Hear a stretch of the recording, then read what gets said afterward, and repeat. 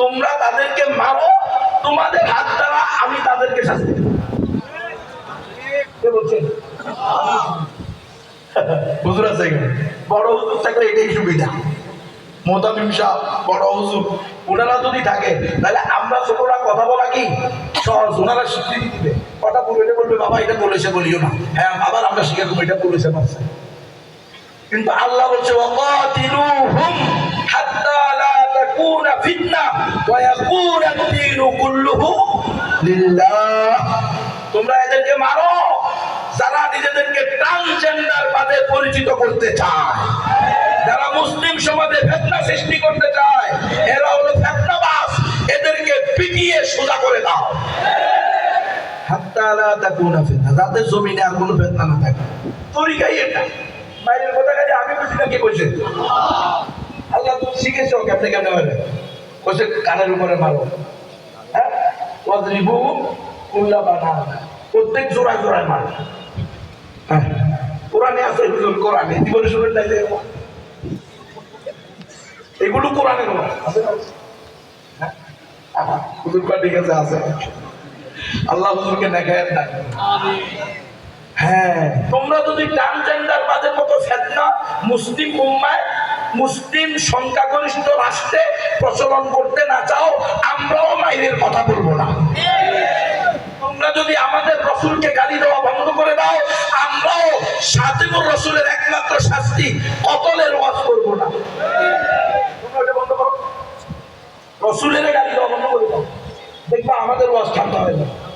ঠিক কিনা? রসুলের গালি দিবা, ওয়াজ কখনো নরম হবে না, তখন আর জিকিরের ওয়াজ হবে না, তখন কিতালের ওয়াজ হবে, জিহাদ ফি সাবিলিল্লাহ ওয়াজ হবে। জিহাদ ইসলামে আছে না নাই? কুতিবা আলাইকুমুল কিতাব, আল্লাহ বলছে তোমাদের জন্য, তোমাদের উপরে আমি জিহাদকে ফরজ করছি, সশস্ত্র জিহাদকে কিতাব বলা। দেখেন আল্লাহও জানে আমরা যে বাটপারি করবো, দুই নম্বরই করবো। কারণ এক সময় এসে আমরা বলবো জিহাদ শব্দের অর্থে চেষ্টা করা, প্রচেষ্টা করা, চেষ্টা প্রচেষ্টা আল জুহদ, এটা শাব্দিক অর্থ। এই কথা বলে মৌলিক কাজ থেকে আমরা ফিরে যাবো। ওই তাবলীগ করাও জিহাদ, মাদ্রাসায় পড়ানো জিহাদ, বুখারী পড়ানো জিহাদ, তারপর হজ করাও জিহাদ, দাওয়াত দেওয়াও জিহাদ, পীরগিরি করাও জিহাদ, পেট বড় করাও জিহাদ। বুঝেন নাই? আমার পেটের দান্দা, পিঠের দান্দা, এগুলো করাও জিহাদ। আমরা যে এই দুই নম্বর ব্যাখ্যা দিতে পারি, এটা রব্বুল আলামিন জানে কি জানে না? তিনি তো শুরু থেকে শেষ সবকিছু জানেন। এই জন্য তিনি জিহাদের ফরজের আয়াত নাযিল করছেন এভাবে, কুতিবা আলাইকুমুল কিতাল। কিতাল শব্দের অর্থই হলো সশস্ত্র জিহাদ। এখানে কোনো চেষ্টা প্রচেষ্টা চলবে না। কিন্তু মাদ্রাসা করাও যদি জিহাদ হয়, হ্যাঁ শাব্দিক অর্থে জিহাদ, শাব্দিক অর্থে জিহাদ। কিন্তু ইসলাম শাব্দিক অর্থের সাথে সাথে পারিভাষিক অর্থ দেয় নাই, ইসতিলাহি মানা বয়ান করতে কি করে নাই? নাইলে বুখারী শরীফ, মুসলিম শরীফ, ইবনে মাজাহ শরীফ, তিরমিজি শরীফ, নাসাই শরীফ, প্রত্যেক হাদিসের কিতাবে আলাদা আলাদা কিতাবুল মাগাজি, কিতাবুল জিহাদ আছে না নাই? তো যদি নামাজও জিহাদ, তাহলে কিতাবুল সালাত থাকতে কিতাবুল জিহাদের দরকার, কিতাবুল ইলম থাকতে কিতাবুল জিহাদের দরকার। ওস্তাদ দিয়ে দিল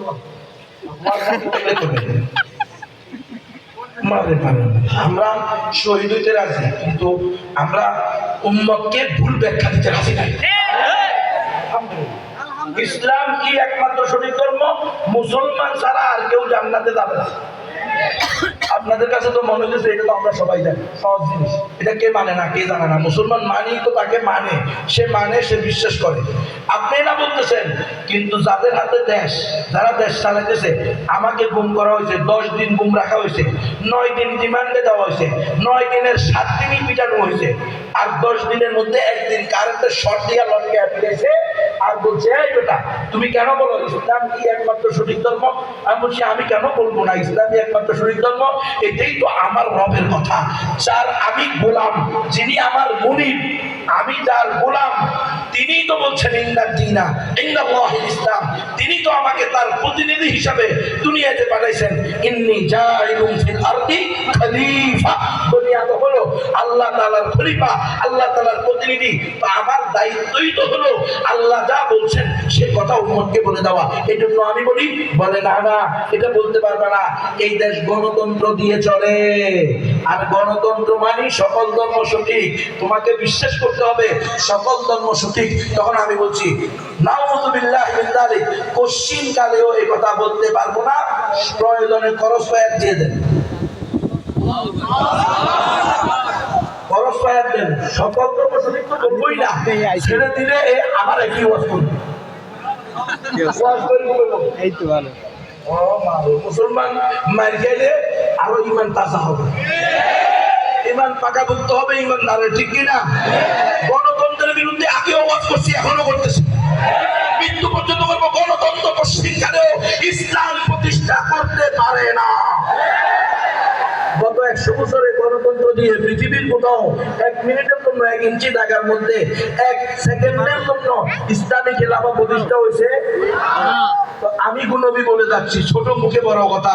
আশা করি আমি কসম খাইলেও গুনাহগার হব না, এটা কসম নাও নাই খাইলাম। আমি বলে যাচ্ছি আরো 1000 বছরও যদি সবাই মিলে জোট করে গণতন্ত্র করেন, এরপরেও ইসলামী খেলাফত প্রতিষ্ঠা করতে পারবেন না। সুইয়ের ছিদ্র দিয়া উড্ডুকা সম্ভব, কিন্তু গণতন্ত্র দিয়া ইসলাম প্রতিষ্ঠা করা সম্ভব না। কারণ গণতন্ত্র প্রতিষ্ঠাই হয়েছে ইসলামকে ধ্বংস করার জন্য। আমাদের মুসলমানদের 1200 বছরের গৌরব উজ্জ্বল ইতিহাস ছিল খেলাফা মিন হাযিন নবুওয়া, আল্লাহর জমিনে আল্লাহর আইন বাস্তবায়ন করা, আল্লাহর শরিয়া বাস্তবায়ন করা, কোরআনী শাসন আল্লাহর জমিনে বাস্তবায়ন করা। আজকে দেখবেন বিভিন্ন দল, কেউ কেউ ইসলামী দল আছে নামে ইসলামী, তারাও কিন্তু আল্লাহর জমিনে আল্লাহর শরিয়া, আল্লাহর জমিনে আল্লাহর আইন, আল্লাহর জমিনে কোরআনের রাজ কায়েম করব এই কথা বলে না, বলে যে ইনসাফ কায়েম করব, কল্যাণ ভিত্তিক শাসন কায়েম করব। কত হুজুর কল্যাণের ভিতরে তো ইসলাম আছে, আমি বলি ইসলাম কি কল্যাণ ছাড়া? কথা বুঝেন নাই মনে হয়। ইসলাম ও নৈতিক শিক্ষা কি কয়, তার মানে কি? ইসলামের ভিতরে নৈতিকতা নাই, নাউযুবিল্লাহ। কত বড় অপবাদ!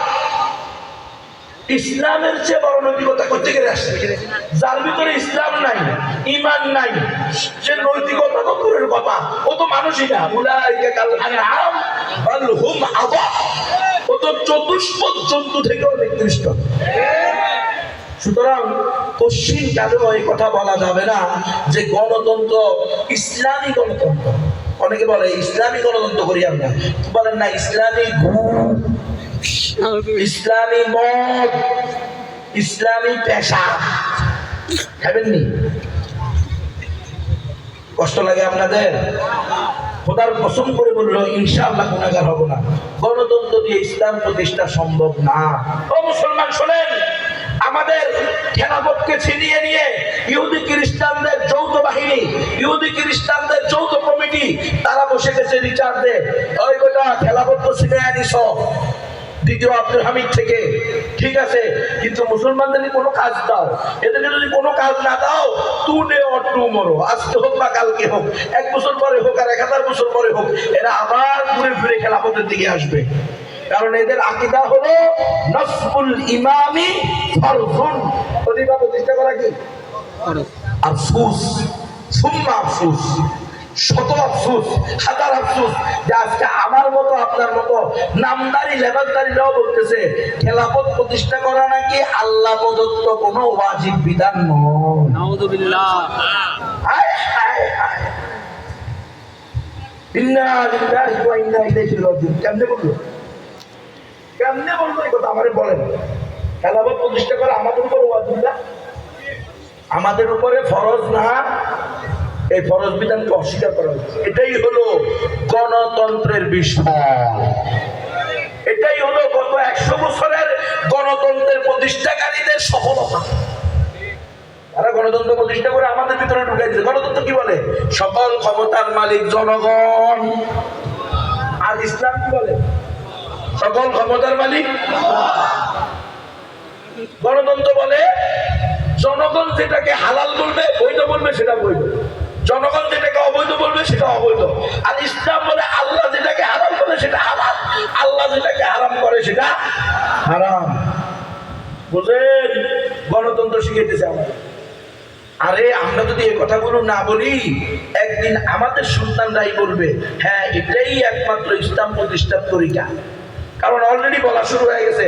আমাদের হাবিব জুজুর রহমতুল্লাহ আলাই, শেখুল হাদিস আল্লামা আনসুল্লাহ রহমতুল্লাহ আলাই, আল্লামা মুফতি আমিনী রহমতুল্লাহ আলাই সহ আমাদের অনেক আকাবির আসলাফরা মোটামুটি করেছেন, নির্বাচন করেছেন, কিন্তু ওনাদের প্রত্যেকের স্পষ্ট বক্তব্য ছিল, লেখনী ছিল, গণতন্ত্র একটা কুফরি এবং শিরিকি মতবাদ।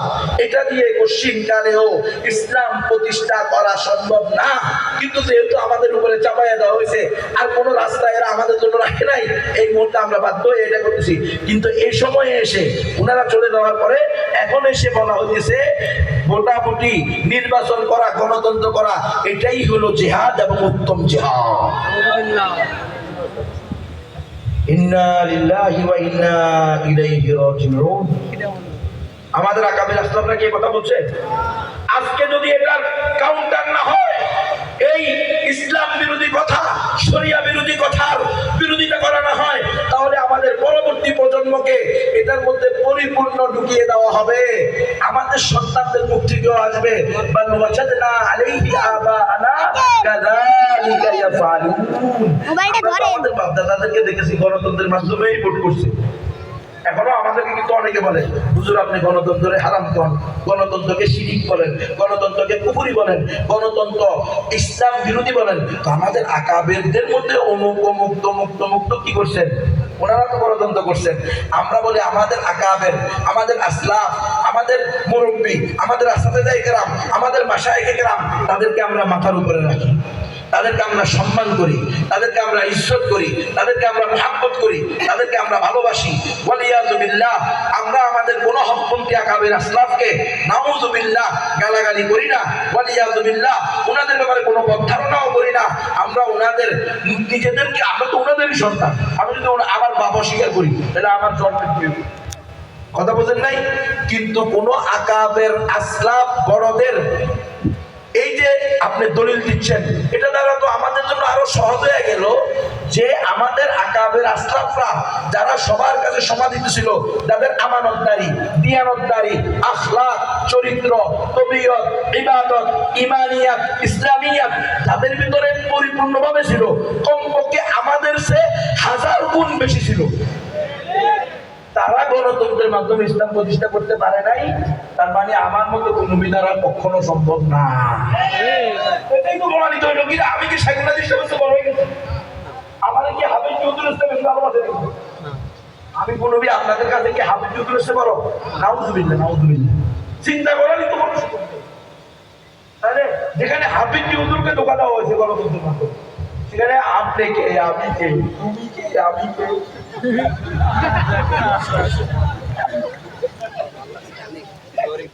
বুঝে আসতেছে আপনাদের?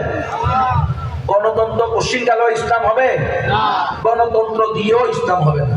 আমি হাতে পায়ে ধরে বলি তোলামায়ে ইজম, উলামায়ে কেরাম, মুরব্বিয়ানে ইজম, ওয়াল্লাহি বিল্লাহি তাল্লাহি, কোন মুরব্বিকে, কোন আকাবিরকে, কোন উস্তাদকে, কোন মাশায়েখকে, কোন হকপন্থী আলেমকে তানকিদ করা আমার উদ্দেশ্য নয়।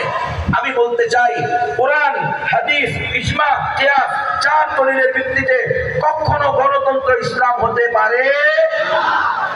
মেহরবানি করে এটা থেকে ফিরে আসেন। মুক্তির মূল মন্ত্র ইসলামী খেলাফা ছাড়া আর কোনো রাস্তা নাই। পশ্চিমকালেও আপনি বৈষম্য দূর করতে পারবেন না। এগুলো এক গ্রুপ গেছে, আরেক গ্রুপ আসছে। আপনাদের মনে আছে মৌমিতা নামে একটা মেয়েকে কলকাতাতে দর্শন করে, ইন্ডিয়ার কোন প্রদেশে দর্শন করে হত্যা করা হয়েছিল? ওইটার প্রতিবাদে ঢাকা ভার্সিটিতে রাজু ভাস্কর্যের নিচে সারা রাত ব্যাপী প্রতিবাদ সভা করা হয়েছে। সেখানে 13টা দফা উপস্থাপন করা হয়েছে। এই 13 দফার অধিকাংশই ইসলাম বিরোধী। এর মধ্যে একটা হলো নারী পুরুষকে সব জায়গায় সমান অধিকার, নারীকে সব জায়গায় সমান অধিকার দিতে হবে। তার মানে কি? বাপ মায়ের ন্যায্য সম্পত্তির মধ্যেও ছেলে আর মেয়েকে কি দিতে হবে? এটা কি ইসলাম অ্যাকসেপ্ট করবে? কোরআন কি বলছে? ওয়ালিল-যাকারি মিসলু হাযযিল উনসায়াইন, নাকি দুই নারী যা পাবে এক পুরুষ তাই পাবে। তাহলে নারীরা পুরুষের অর্ধেক পাবে। এটা কি নারীদের উপরে জুলুম? আরে বেটা, একজন নারীর তো কোনো খরচই নাই। ওই মহিলার জন্ম থেকে মৃত্যু পর্যন্ত, দোলনা থেকে কবর পর্যন্ত, ব্যক্তিগত জীবন, পারিবারিক জীবন, সামাজিক জীবন, রাষ্ট্রীয় জীবন, আন্তর্জাতিক জীবন, কোথাও 4 আনা পয়সা খরচ করার দায়িত্ব তার নাই। কথা ঠিক আছে?